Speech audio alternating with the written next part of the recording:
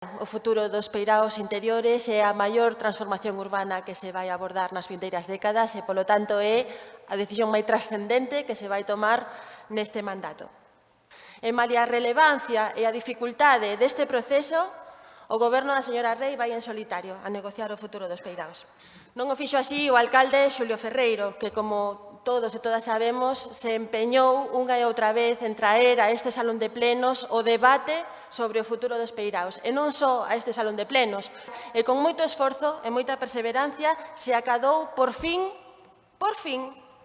o consenso e a unanimidade sobre que había que revisar os convenios de 2004 e había que condonar a débeda da autoridade portuaria. Por suposto que nin Xulio Ferreiro nin o goberno da Marea Atlántica estaba soa.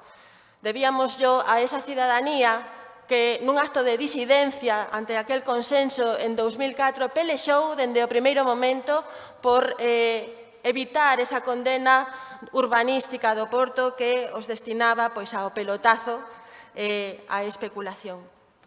Agora chegou por fin o momento de revisar os convenios e o goberno da señora Rei vai por libre. A alcaldesa non conta cos membros da corporación cando negocia o futuro dos peiraos.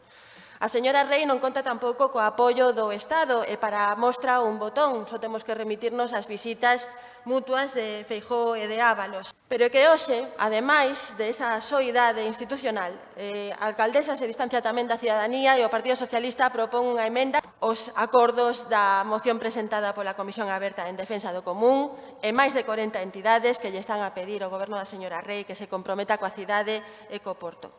Xa non é só que a cidadanía, señora Rei, lle poda axudar a defender o interese xeral, a axudar a soster e a legitimar diante de outras administracións que veñen a Coruña a facer caixa, e o estamos vendo todos e todas.